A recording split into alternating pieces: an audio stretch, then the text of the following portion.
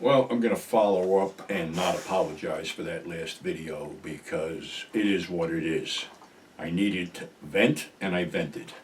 I also did need to get some of the shit that I got from it, but I should have expected no better. I mean, most people were supportive of the whole situation, and some of them even said I touched the nerve as to what was going on with them as far as mental health professionals that don't have a fucking clue how to treat anybody. But I had someone, I think his name was James, go off about me screaming at people and not posting a website, not posting this and not posting that. Hey dude, you know something? Right about now, this camera's 5 years old. This computer, I don't know how old it is. I brought it up from Jersey and I've been here for fucking 13 years. So as far as tech goes, and if you expect it to crawl across the bottom of the screen with all my websites and shit like that, I've mentioned them enough times. And pretty much, dude, you just showed me your complete lack of empathy because I was a human being in pain and you decided to make light of that whole thing and point out shortcomings that I'm well aware of. I'm not a tech guy. I should tattoo that on my fucking forehead. I'm not a tech guy.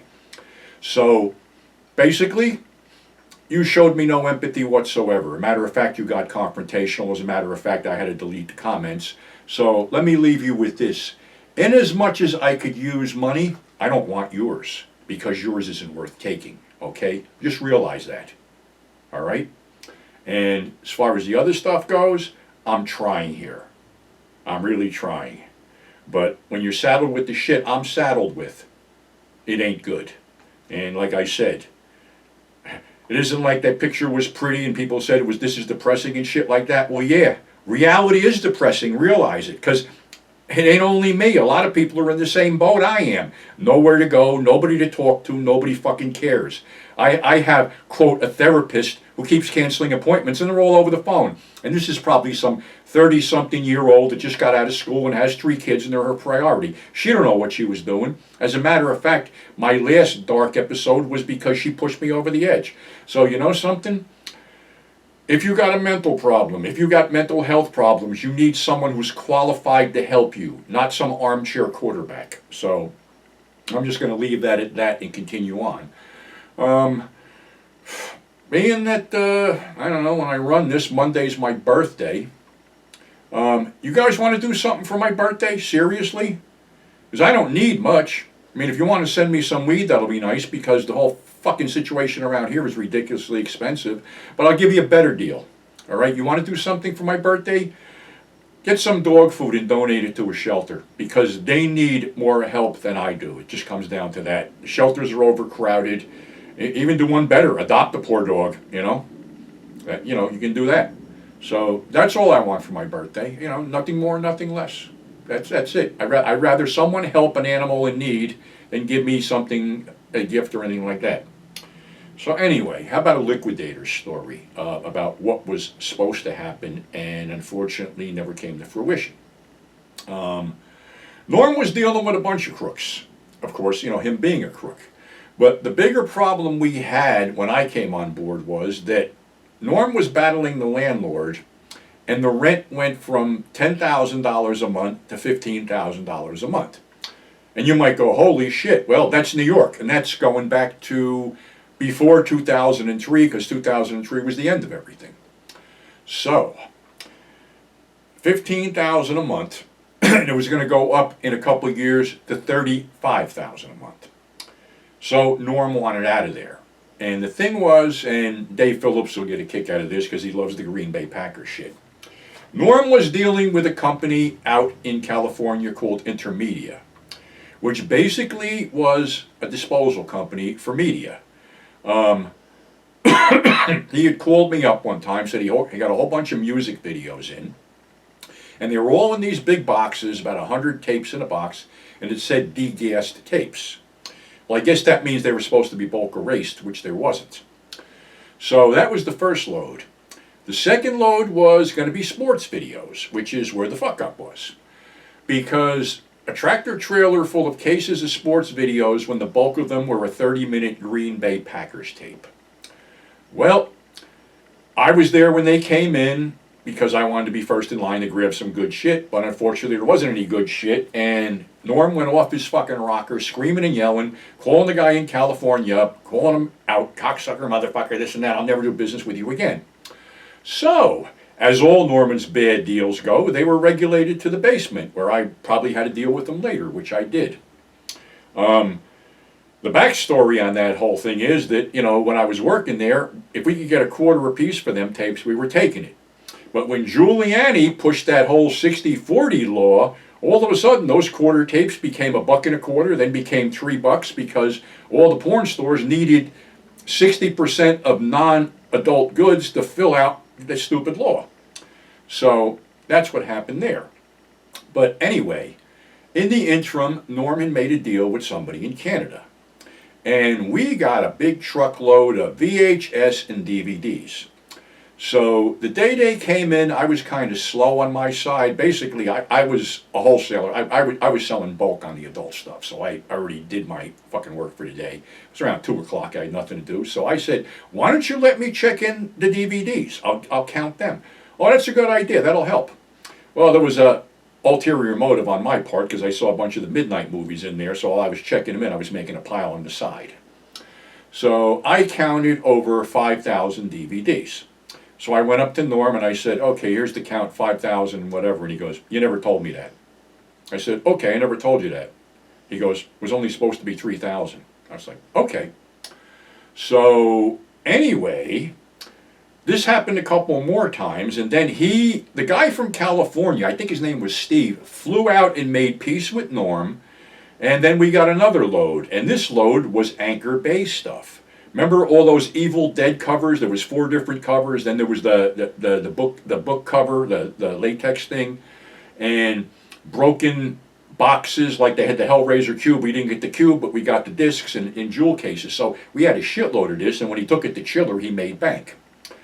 So anyway, his bookkeeper is going on me about this. You know, why is there 5,000 DVDs and we only had to pay for 3? So I didn't have an answer for him. So anyway, Norm was out one day and I had to watch the front, and the guy from Canada calls. This is from Toronto, Canada, and his name is Vito, and he owns a container company. So can you spell Canadian Mob? Because that's pretty much what it was. When I explained this to the bookkeeper, I said, look, he owns a container company. This shit's supposed to be thrown out. They're making bank off that, because I think the deal was Norm would send Rambo up sort of like to Buffalo, New York, to meet these guys with a bag of cash and then drive the truck down. So what was supposed to happen was Norm wanted out of that store and wanted to fuck the landlord. So being that we were just doing DVDs, we were set up to basically wholesale all this shit or retail it to just about every, outlet in Manhattan, entertainment outlet and stuff like that. And we even got one load was all WWF stuff, the Attitude Era. Boxes and boxes of this stuff, the Cactus Jack, The Rock, the Stone Cold Steve Austin, whatever. And of course I called RF Video and, what was the other one I used to deal with? Oh, High Spots, I believe. Yeah, High Spots. And I said, we got all this stuff in. And I basically got the owners on the phone and I says, look, I'm going to do you a favor because I ain't making any money on this, but I would like you guys to send me some shit. So I got some shoot interviews and some other stuff. That was my end of it. So we wholesaled a lot of that. Well, what happened was we were all ready to make the move. Norm was basically going to just leave all the junk there and let the landlord deal with it. I mean, all the bad deals, the Power Rangers trading cards and whatever the fuck he had down there. So anyway, Norm wasn't too healthy. His kidneys had already failed on him. He had a triple bypass, and they amputated part of his left foot.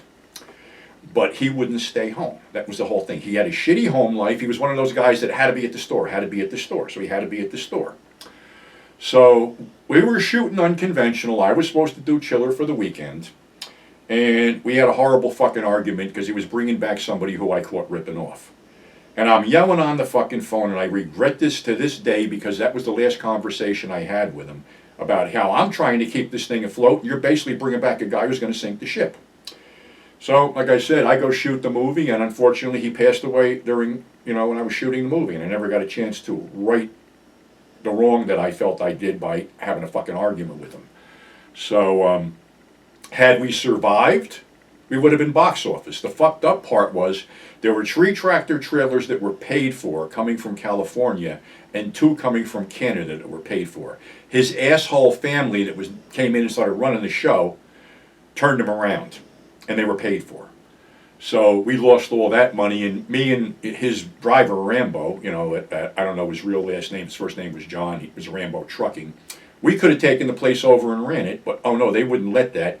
They let a shady auctioneer in, he made a fucking deal, and they cleaned it out, and that was it. And as far as the landlord, who was always claimed he was going to fix the place up, 2 years later I had to meet somebody back on that area, and I wanted to see how they fixed it up. They didn't. They rented it to a bunch of Korean wholesalers, and there was toothbrushes and underwear and condoms and all kinds of stuff on the same shelves that we had left there. So the landlord did nothing. So had we survived, you know, we probably would have had a few good years, probably until the pandemic would have wiped us out. But like I said, this stuff was gold. I mean, that's how I got my Midnight movie collection, you know, from all that stuff. And it's just sad to say, you know, it was over, and it kind of sucked. So there's always a liquidator story. So again, I'm not apologizing for what I previously said. I was in pain. I needed some help, and I then reached out. And I said, you know, I appreciate some people that did help and, you know, did buy something. And the website is www.42ndstreetpete.net. My eBay handle is Blackjack Morgan. This stuff's there. I'm not going to beat a drum to do this. Somebody goes, well, you're not promoting in everybody's face. That ain't what I do. If you want it, it's out there. All this guy James had to do was Google 42nd Street Pete instead of being a fucking ball breaker, and he would have found out anything he knows. But it seems like some people just want to bust balls. Like I had put that clip on Facebook, and you know what I got from a guy named AI Adam? Well, being that you rag Trump over the coals so much, I actually hope your dog fucking dies. I mean, this is what I got to deal with, scumbags like this. If anybody wants to vote for that asshole after that debate, you're out of your fucking mind. That guy's a fucking raving lunatic, and he already caused violence to happen in Springfield, Ohio, and please, no one is eating anybody's pets, but somebody's eating Melania's pussy, and it ain't Donald. So on that happy note, again, I don't apologize, but I thank you all for, you know, your support. Thank you all for subscribing and tuning in, and we will catch you on the flip side with hopefully some more upbeat shit. So until then, have a great weekend.